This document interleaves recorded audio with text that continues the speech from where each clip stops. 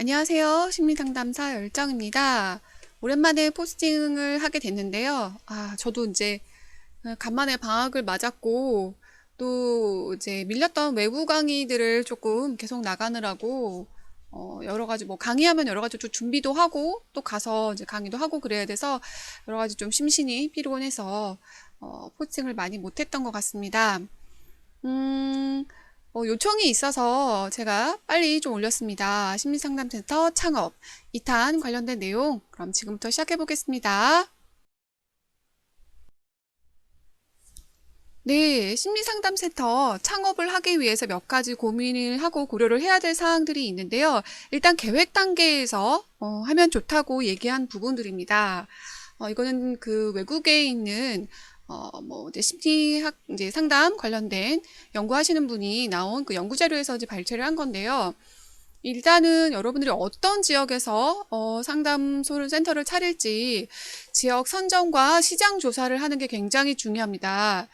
이게 왜 중요하냐면 저한테 이제 상담 센터를 소개해 주세요, 뭐 상담사를 소개해 주세요 하시는 분들이 대부분 그 자기가 거주하고 있는 집과 가까운 곳에서 하기를 원해요. 예를 들면 직장인들도 직장을 이제 끝나고 나면 빨리 그 직장과 관련된 그 근처에서 탈출하고 싶어 해요. 그러니까 직장인들 대상으로 상담을 센터를 차려야겠다 그러면서 직장과 가까운 곳에 상담 센터를 차리는 것도 좋긴 한데, 실제 직장인들을 제가 만나보니까 빨리 그 직장에 있었던 그 지역에서 그 엑소더스 하고 싶은 마음이 굉장히 커요. 그러니까 그런 것들을 고려하면 주로 사람들이 거주하는 그 지역의 특색과 그리고 대상들이 있겠죠. 예를 들면 대림동 같은 경우는 지금 거의 조선족 분들이 굉장히 많이 거주하고 계시잖아요. 그 어떤 특정한 지역의 그 대상들의 어떤 특성들을 좀 알고 계셔야 될 것 같아요. 노원구 같으면 요즘에 굉장히 이제 좋은 학군으로 좀 막 라이징 하는 플레이스로 이제 뜨고 있잖아요. 그러다 보니까 이제 청소년이나 학생들, 학업, 뭐 이런 부분에 대해서 훨씬 관심 있는 이제 부모들이 굉장히 많겠죠. 그래서 지역과 거기에서 상담할 수 있는 사람들의 어떤 대상에 대한 매칭, 그 주로 있는 고객들의 어떤 내담자층을 좀 분석을 하셔서 거기에 맞는 내가 가지고 있는 그 강점이나 역량들을 보여줄 수 있는지를 참조를 하셔야 될 것 같아요. 그래서 그 지역 선정과 시장 조사에 대해서 굉장히 매우 중요하다라는 점.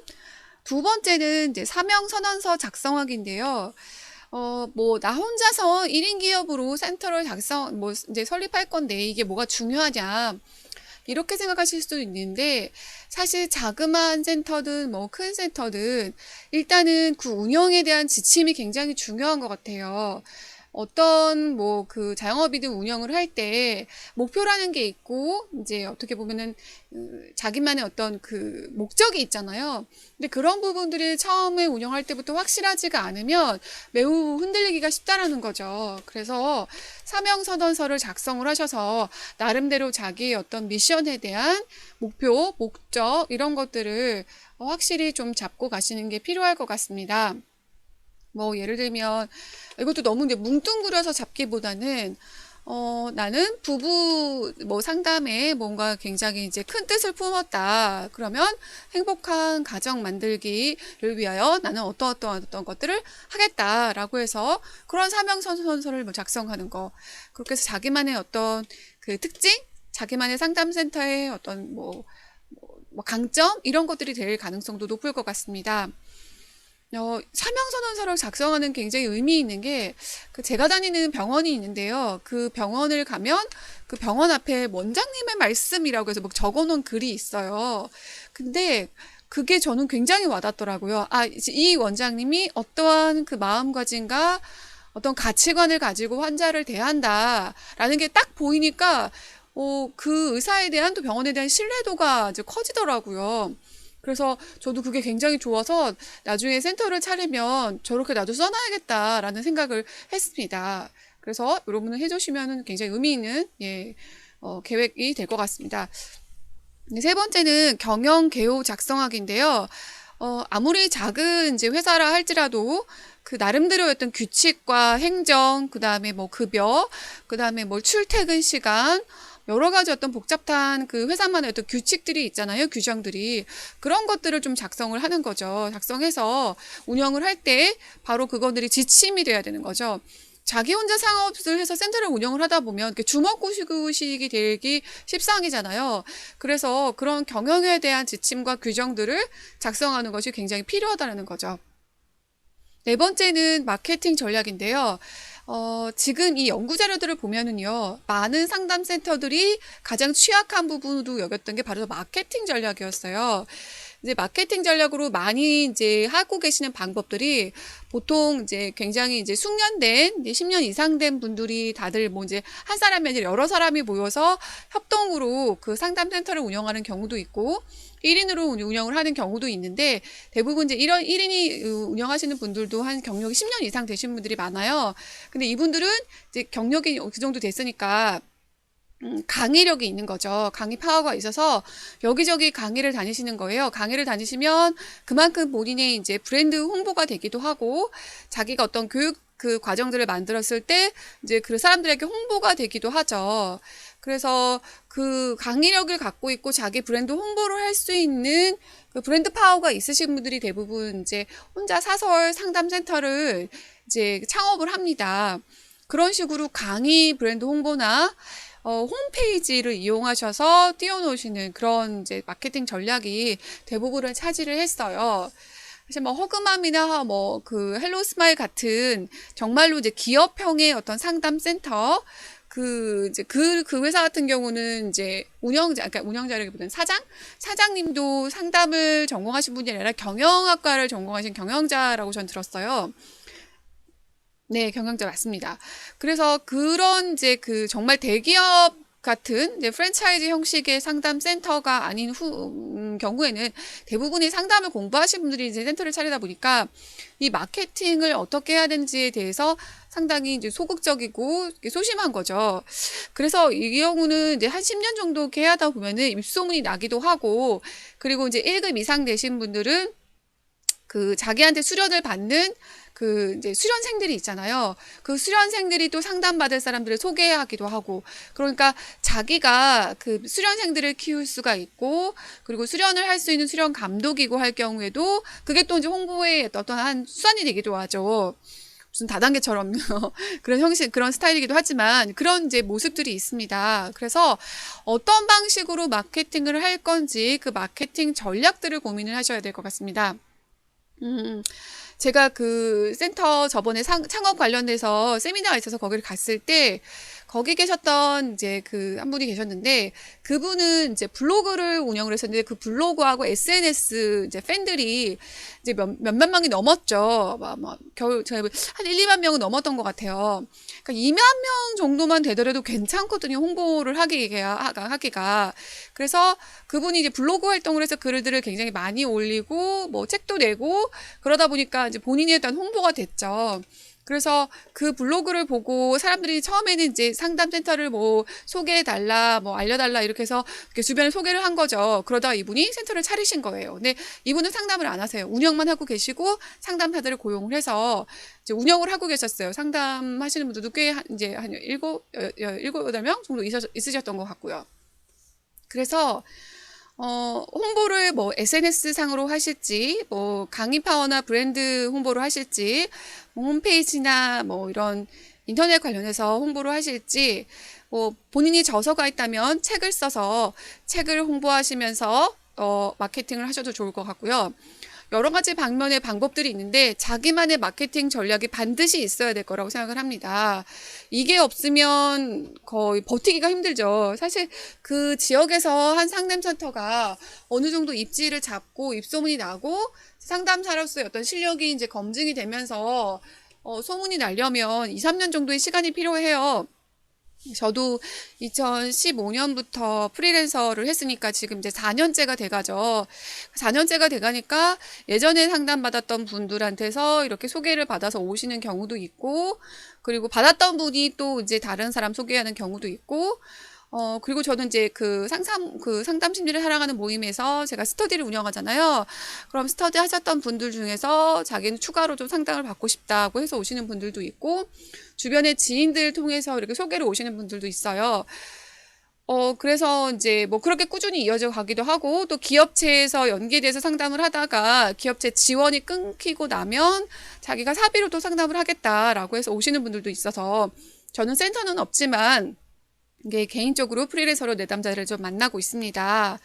아마 이것이 조금 꾸준히 이제 한 10년 정도 가게 되면 나도 모르게 여기저기에서 저한테도 받았던 분들이 있으니까 소개로 또 오지 않을까라는 생각이 듭니다. 이게 좀 개인적인 브랜드 파워가 있으셔야 될 것 같고요.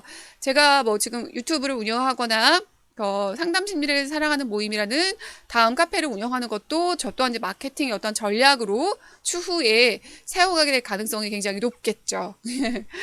네, 아무튼 그런 여러 가지 과정들이 있습니다. 그리고 저도 이제 뭐 조만간에 책을 써서 책을 좀 준비를 하려고 하는데, 그것 또한 제 마케팅 전략이 되고 제 전문성에 대한 이제 뭐 강조가 될 수도 있겠죠. 여러 가지 마케팅 전략을 굉장히 심각하게 고민하시고 다른 상태들과의 어떤 다른 독창적인 그런 전략들이 있어야지 이제 좀 승부가 나지 않을까라는 생각이 듭니다.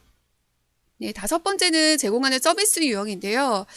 이게 굉장히 필요한 것 같아요. 예를 들면, 최근에 이제 굉장히 중요하게 이제 대두되고 있는 여러 가지 이제 이슈들이 있잖아요.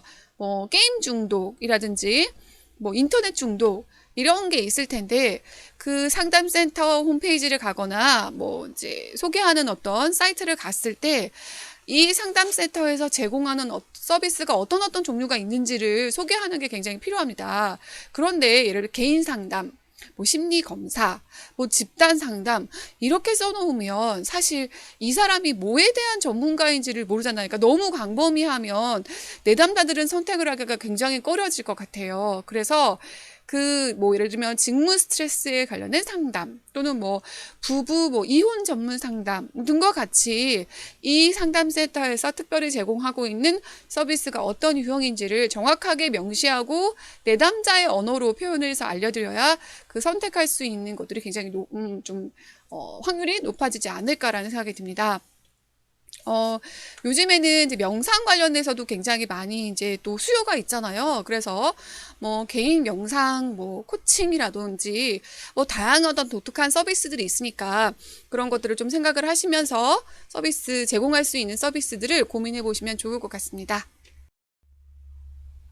네. 그리고 사설 심리상담센터 이제 계획할 때 고려해야 될 10가지 상황이 있는데요. 앞에 있는 내용과 좀 중복이 되는 경우도 많으니까 그런 것들은 조금 바로 패스하겠습니다. 일단은 잘못되거나 불충분한 자료를 바탕으로 인구조사를 해서는 안 된다라는 거죠. 명확하게 조사를 해야 된다라는 겁니다. 그래서 그 지역에 대해서 이제 뭐 할 때 충분히 그 지역에 대한 이해가 충분히 이제 전반적으로 좀 반영이 돼야 된다라는 부분이죠. 그래서 자기가 거주하는 지역에서 하는 게 제일 좋을 것 같긴 해요. 아니면 그 자기만의 센터의 그 독특한 그 이제 서비스 유형이 굉장히 독특하다. 그러면 거기밖에 못 하잖아요. 그럼 멀리서라도 가시겠죠. 아무튼 그렇게 좀 이해를 하시면 좋고요. 하지만 그래도 사람들이 자기 거주지와 가장 가까운 상담센터를 이용하고자 한다라는 거고요. 또한 아까 말씀드린 것처럼 대상 내담자 개체를 너무 광범위하거나 모호하게 정해서는 안 된다라는 거죠. 부부 상담이라고 하면 부부 상담 괜찮긴 한데 부부에 대한 부부에 대한 이렇게 대상자를 부부 괜찮죠. 이렇게 특정 장애 정해 놓으면 괜찮죠. 그런데 그냥 뭐 개인 상담 이렇게 써놓으시면은 내담자들은 여기서 뭐 하는지 모르잖아요. 그렇죠? 심리 상담에 대해서 기본적인 이해가 이제 동반이 되질 않기 때문에 그 부분에서 명확하게 이제 계층을 좀 구분짓는 게 필요할 것 같습니다. 또 이거와 반대대로 계층을 너무 좁게 한정하면 그 계층을 대상으로 하고 있는 다른 상담소하고 이제 경쟁을 하게 되잖아요. 그렇기 때문에 그 부분도 조금 힘들 수도 있지 않을까라는 생각이 듭니다. 자, 마지막으로, 네 번째는요, 10가지니까. 상담소를 시작하는 비용을 실제보다 너무 낮게 책정해서는 안 된다라는 부분이죠. 실제로 이제 비즈니스를 운영을 하게 되다 보면, 아시겠지만 생각보다 더 많은 비용들이 들어가고 변수들이 많이 이제 발생을 하다 보니까 여러분들이 계획을 하실 때 비용을 좀 넉넉하게 책정을 하고 시작을 하시는 게 필요합니다. 네, 다음은요. 마케팅이나 홍보에 드는 비용을 너무 낮게 책정해서 좋은 아이디어를 사장시켜서는 안 된다. 네, 맞습니다. 만약에 이제 최근에 뜨고 있는 마케팅이나 홍보에 굉장히 좋은 방법이라고 생각을 해서 거기에다 이제 홍보를 해야겠다라고 생각을 하는데 비용이 너무 비싸다.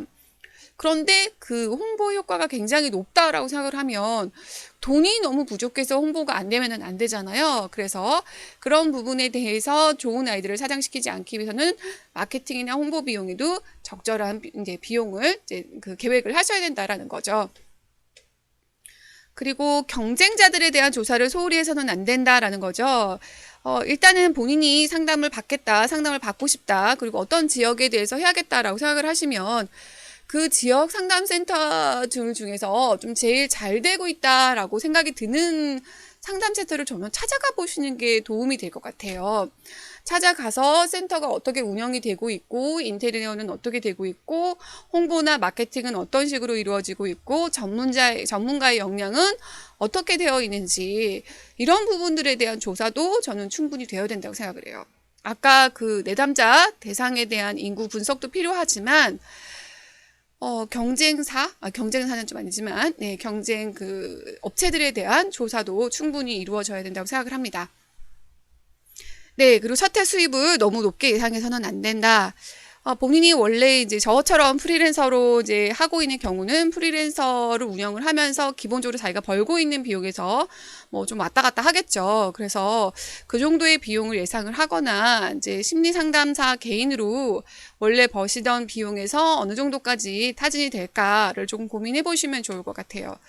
근데 고객이 전혀 없는 상태에서 센터부터 차리는 건 좀 위험할 것 같아요. 저처럼 이제 프리랜서로 개인으로 이렇게 상담을 좀 하시다가 어느 정도 이제 개인 파워가 있고 브랜드가 있고 좀 이제 소문이 났다라고 싶었을 때, 내담자들이 자기한테 조금 붙는다라는 게 생겼을 때 시작을 하시는 게 좋을 것 같고, 그렇게 하셔야 첫 해 본인이 얼마만큼 벌 수 있는지에 대한 수입이 예상이 될 거라고 생각합니다. 네, 금융상태와 기획에 관한 보도를 부정확하게 작성은 안 된다라고 돼 있죠. 그러니까 내가 뭐 센터의 보증금은 얼마, 월세는 얼마, 그리고 홍보이나 마케팅에 드는 비용은 얼마, 인테리어 비용 얼마, 이런 부분을 굉장히 명확하게 작성을 하고 계획을 하셔야 된다는 거죠. 이 부분이 흐릿하게 작성이 되면 굉장히 변수가 생기는 부분에 대해서 어려워지겠죠. 저 아시는 분도 센터 차려서 인테리어 하다가 그 인테리어 업체한테 사기당해가지고 굉장히 고생하셨거든요. 그런 부분들을 고려를 하시면, 업체도 여러 군데 알아보셔야 되고, 그 금액에 대해서도 확실하게 조금 명확하게 하고 시작하시는 게 필요할 것 같습니다. 네, 대상으로 하게 될 시장과 걸맞지 않게 높은 수입을 기대해서는 안 된다라고 언급이 되어 있는데요. 예를 들면은 뭐 부부 상담을 나는 중심으로 하겠다라고 돼 있으면 우리나라 부부 상담 이용률이 어느 정도인지는 좀 알아보시는 게 필요하겠죠. 그러면 전체 뭐 부부에서 뭐 한 3%밖에 안 된다라고 하면 부부 대상으로 상담하는 그 상담 시장이 그렇게 높지가 않다. 그러면 그 부분에 대해서는 높은 수입을 기대를 하기가 좀 어렵겠죠. 그래서 자기가 타겟으로 하고 할 수 있는 그 대상과 그에 맞는 수입도 마케팅, 그 다음에 이제 수요 이런 것들을 생각을 하셔서 거기에 맞는 수입을 기대하셔야 될 거라고 생각합니다. 자, 가장 중요한 부분인 것 같은데요.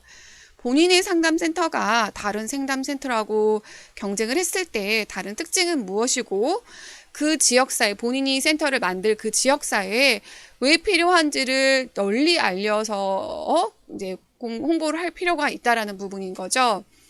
지역사회를 참 무시할 수가 없다는 생각이 들어요. 그리고 주변의 어떤 상권 이런 것도 저는 무시할 수 없다고 생각을 해요. 예를 들면 저는 정신과 근처에 있는 상담센터 굉장히 좋을 것 같아요. 정신과에서는 보통 약물 치료만 주로 하게 되거든요.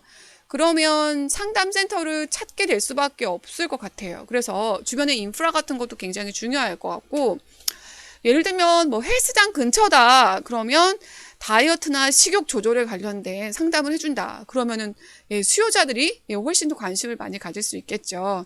이거 뭐 제 생각입니다. 그게 될지 안 될지는 모르겠지만 등등 이렇게 그 이제 센터가 자리를 잡아야 될 어떤 상권, 그다음에 지역에 대한 어떤 이해, 내담자들에 대한 이해, 경쟁 상담 센터들에 대한 이해, 이런 것들이 다 좀 이해가 되고 동반이 되어야 센터를 계획하실 때 훨씬 더 계획적으로 하시지 않을까라는 생각이 듭니다.